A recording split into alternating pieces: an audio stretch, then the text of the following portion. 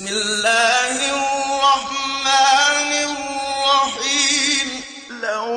أنزلنا هذا القرآن على جبل لرأيته خاشعا متصدعا من خشية الله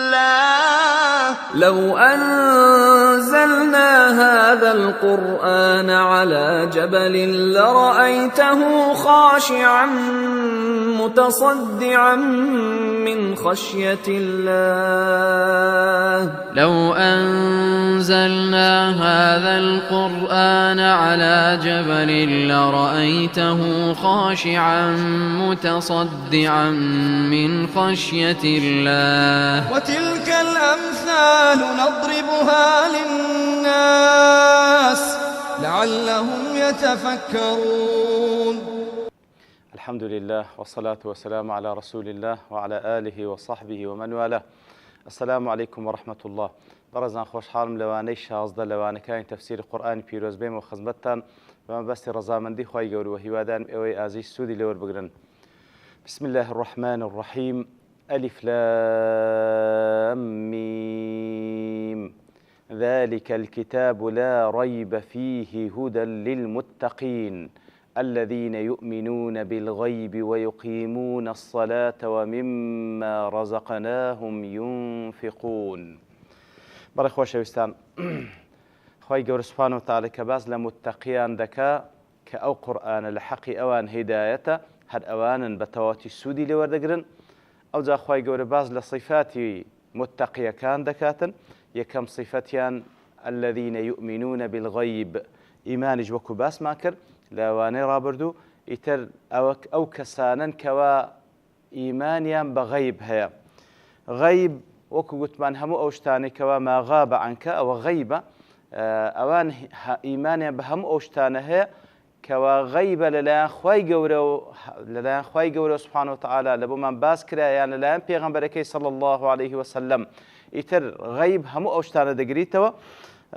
کە وەکو لە تەفسیری ئیبن کەثیر ڕەحمەتی خوای لێ بدەڵێ يؤمنون بالله وملائكته وكتبه ورسله واليوم الآخر وجنته وناره ولقائه ويؤمنون بالحياة بعد الموت والبعث فهذا غيب كله. طبعا أويش لقولي أبي العالية نقلي كده إتر همو أوشتان غيبة. إيمان بالله سبحانه وتعالى، إيمان بملائكات، إيمان بكتاب كان بيش قرآن بيروز، وحتى قرآن بيروزيش لو ناحيك ولا لان خواي قولوا هاتي سبحانه وتعالى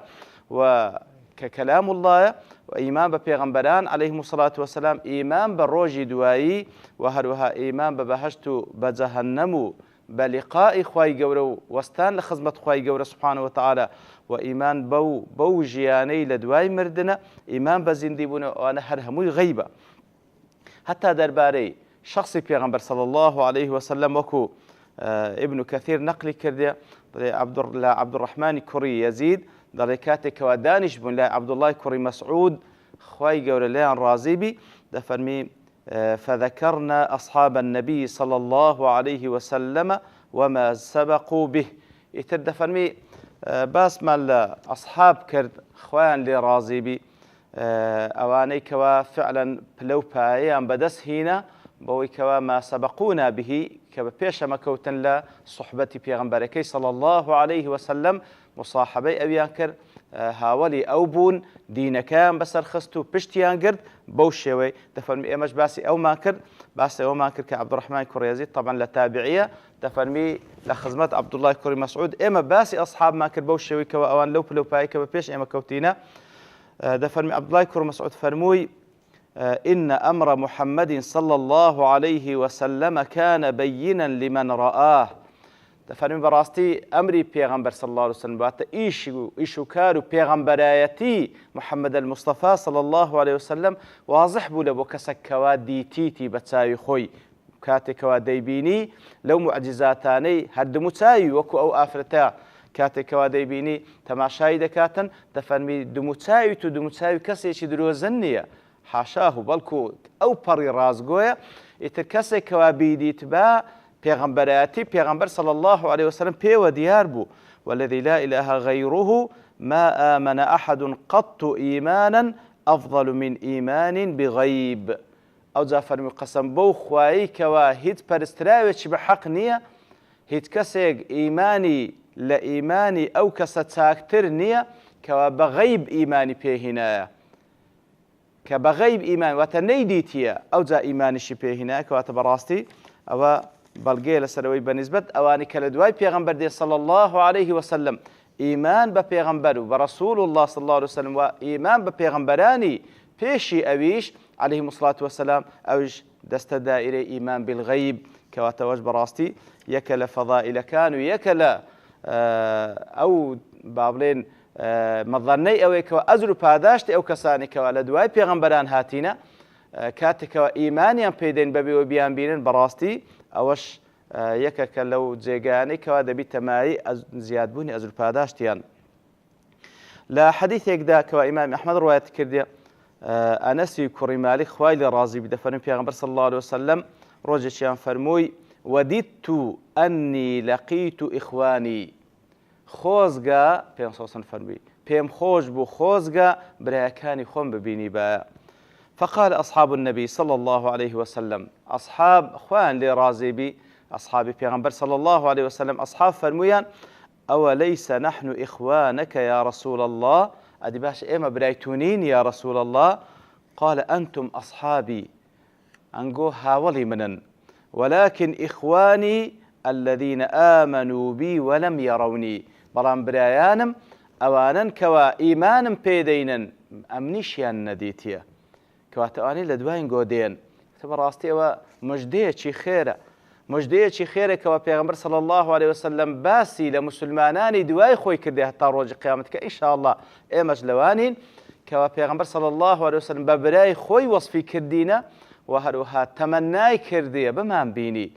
و ئێمەش پڕ بەدڵ تەمەنامان دەکردکەوە بگەیشتبینە خزمەت رسول الله صلی الله عليه وسلم و دیارە لەگەڵ ئەوەش ئەو پەڕی هیوا و ئاواتمان هەیە و لە خوای گەورە دەپاڕێنەوە لە بەهەشتی پان و بەرین بە خزمەتی شاد بینەوە و هەروها لە دنیایش تەمەنا دەکەین کەوا خوای گەورە بە قسمەتمان بکات لە خەونی ڕاست و دروست وەکو مژدەیەک لەلایەن خوای گەورە و عینی بە خزمەت پێغەمبەر بگەین صلی الله عليه وسلم کەواتە ئەوەش هەر بەڵگەیە لەسەر ئەوەی کەوا ئیمان هێنان بە پێغەمبەر صلی الله عليه وسلم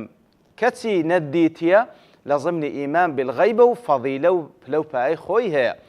بەڵام لێرەشدا وەکو ڕوونکردنەوەیەک كاتك وبيغمبر صلى الله عليه وسلم بياران دفرم أنتم أصحابي معناوانية واتا أما براينا أو أصحاب أوان أصحاب واتا أمل بيشترينا أو من لبير نسي أصحاب هاولاني بيغمبر صلى الله عليه وسلم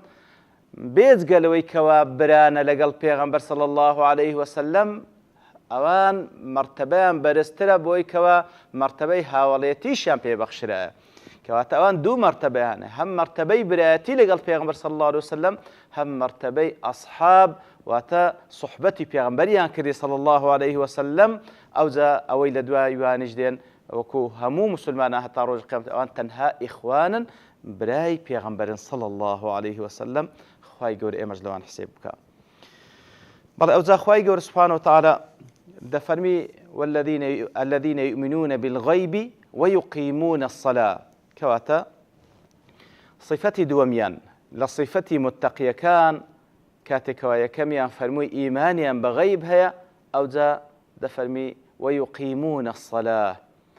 لدواي إيمان بالغيب كقتمان همو أو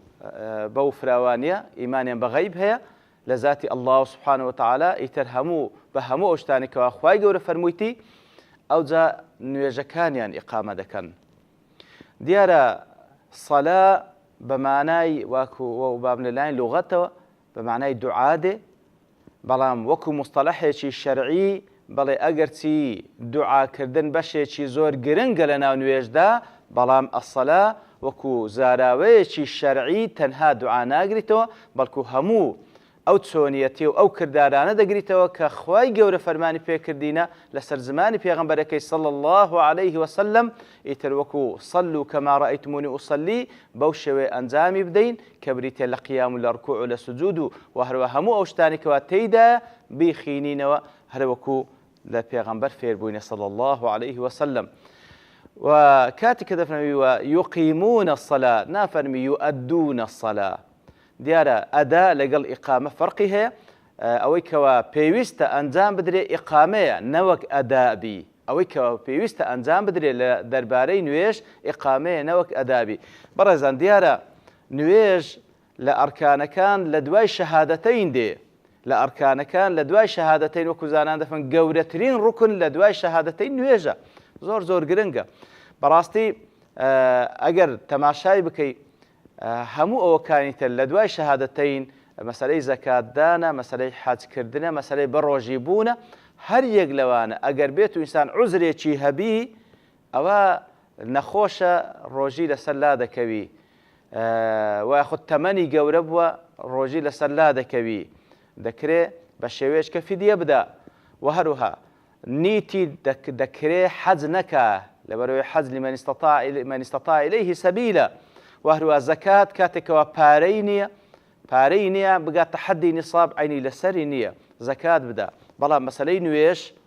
أوا بيوستا بهمو شيويك هر كسيك كبالغ بو عاقل بو مسلمان بو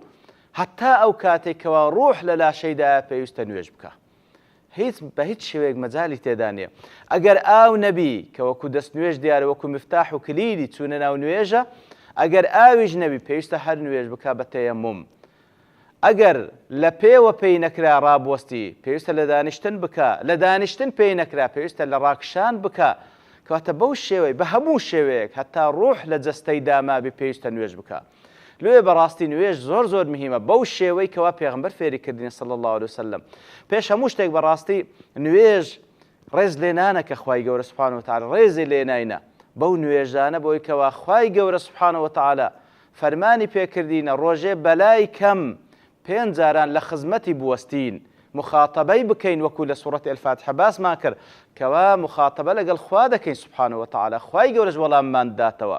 ئیتر ڕێز لێنانێکی زۆر گەورەیە و دیارە ئێمەی بەندەش زۆر محتاجین بەو نوێژە زۆر محتاجین بەوەی کەوا هەموو ڕۆژێ بەلای کەین بڵێن ئیاکە نەعبود و ئیاکە نەستەعین ئیهدینە الصراط المستەقیم زۆر محتاجین بە هەموو ئەفعالەکانی نوێژ بە هەموو کردەوەکانی کە تێیدا زۆر محتاجین لەوەی کەوا ڕۆژێ ئەو هەندە جارە بەلای کەمی 34 جار نێوچەوانمان لەسەر زەویدا بنین وەکو ملکەچی لە بۆ خوای گەورە سوبحانه وتعالى ئەو جا وەکو زانایان کاتێکەوە کە وەکو بڵێ تەحلیلی نوێژ و حرەکاتی نوێژ دەکەن لەلایەنی طبیەوە لەلایەنی ئیستفادەی جەستەیی زۆر گرنگە بەڵام ئەوەی کەوا مەطلوبە ئەوە نییە بەڵام ئەوەی مەطلوبە کەوا وەکو عیبادەتێک پێویستە لەسەرمان ئەنجامی دێ یەقینیشمان وابێ هەموو ئەو عیباداتانێک کە خوای گەورە سوبحانه وتعالى لەسەرمانی دانایە ئەسڵەن پێشەچی خوای گەورە هیچ احتیاجی بە عیبادەتی ئێمە نییە ئێمە محتاجین بە خوای گەورە سوبحانه وتعالى و ئەوەی کە خوای گەورە وەکو عیبادەتێک لۆ ئێمەی دانایە والله خەیری دنیا و قیامەتی ئێمەی تێدایە ئەگەر حکمەتەکەی تێبگەی یان تێنەگەی ئەوەی قیامەت ئەوە مسۆگەرە بە ئیزنی خوای گەورە هەر کەسێک بە شروطەکانی بە ئیخلاسەوە بە سەوابەوە ئەنجامی بدە نیەتی خوابی بەو شێوەی کە پێغەمبەر کردبی صلی الله عليه وسلم ئەوە پاداشتەکەی مەزمونە ولا يظلم ربك أحد خوای گەورە زوڵم لە کەس ناکە کەوا چاکەیەکی وەڵام پاداش نەداتەوە والعیاذ بالله ولا دنیاش بەتەئکید هەموو ئەو شتانی کە خوای گەورە سەرمانی فەرز کردیە خوای حکمەتی تێدا و استفادە و سوودی دنیا و قیامەتمان تێدا وەکو گوتمان هەتا وەکو نوێژ ئەوە دیارە لە دەست نوێژەوە کاتێکەوە بەو شێوەی دەیشۆی ئەوە زۆر گرنگە بەڕاستی وەکو نەظافەتێک ئەو وەکو سوود و استفادەی دنیەوی و هەموو ئەو کردوانی کەوا لە نوێژ ئەنجام بدەین لە ڕکوع و لە سجود و لە قیام و لە هەموو شێوازەکانی هەتا وەکو کە فەرمانمان پێکرا لە نوێژێدا چاومان لە جێگای سوزدەمان بی هەر هەمووی بە حیسابە زۆر بە وردی هەر هەمووی ئیستفادەی تێدا دانیشتن لە بۆ تەحیات لە تەحیات یەکەم بەو شێوەیە لە تەحیات دووەم بەو شێوەیە هەر هەمووی سوودی تێدا لە بۆ ئینسانەکان لە دنیایان پێش قیامەتیان و هەروە یەک لە سوودەکانێکەوە با بڵێن زۆر بە ظاهیری دیارە نوێژ تەنظیمی وەختت دەکاتن کەسی نوێژ نەکەر ئاگای لە وەختی نییە بەڵام کەسی نوێژ خوێن لەو کاتانە کە خوای گەورە لەسەری فەرزکردن ئینە سەڵاتەکان عەلە المؤمنین کتابە مەوقوتە هەر نوێژە لە کاتی دیاریکرای خۆی تەنظیمی وەختت لە بۆ دەکاتن. ئیتر بەڕاستی زۆر گرنگە هەتا وەکو مەسەلەی تەرککردنی نوێژ وەکو لە سەحابە دەجێڕنەوە خوایان لێ ڕازی بیتن بە ئیسنادی صحیح کەوا سەحابە هیچ شتێک تەرککردن لای ئەوان هیچ عیبادەتێک لە عیباداتەکان تەرککردنی لای ئەوان بە کوفر حساب نەدەکرا مەگەر تەرککردنی نوێژ نەبی کەوا بەڕاستی تەرککردنی نوێژ نەکردن بە ئیعتیقادی سەحابە بە مانای کوفر دێ ئەگەر چی لە با بڵێن تەفاسیلی ئەو مەسئلەیە لە لای عولەما وەکو معلومە کەوا هەندێک لە زانایان دەفەرمون کەسێک نوێژ نەکا ئەگەر ئیمانی پێ بە تەنبەڵی نەیکا ئەوە فاسقە بەڵام ئەگەر هەر ئیمانیشی پێ نەبی ئەوە شەک لە کوفری دانێ بەڵام هەندێک کەس لە عولەما کەوا بە بەڵگەی بەهێزیش لە قورئان و لە سوننە دەیهینەوە ئەسڵەن نوێژ نەکرد بە تەنبەڵی یان بە ناتەنبەڵی ئیمانی پێ هەبی یان نەبی مهم کە نەیکرد ئەو کەسە بە کافر حساب والعیاذ بالله کاتە نوێژکردن زۆر مهمە نوێژکردن زۆر مهمە لۆیە پێغەمبەر صلی الله عليه وسلم لە نەسیحەتەکانی لە کۆتایی لە حەزاتی ژیانی الصلاة وما ملكت أيمانكم کەواتە بەڕاستی شتێکی زۆر گرنگە پێویستە بەو شێوەی ئیقامەی بکەین کەوا خوای گەورە دەیەوێ سبحانه وتعالى ئیتر لە خوای گەورە دەپاڕێنین لەو کەسانە بین کەوا صیفاتی متەقیمان لێ بێتە جێ لەوانەش نوێژەکە بەو شێوەی بکەن کە دەبێتە مایەی رضامندی خوای گەورە وصلى الله وسلم على نبينا محمد وعلى آله وصحبه أجمعين وآخر دعوانا أن الحمد لله رب العالمين. بسم الله الرحمن الرحيم. لو أنزلنا هذا القرآن على جبل لرأيته خاشعا متصدعا من خشية الله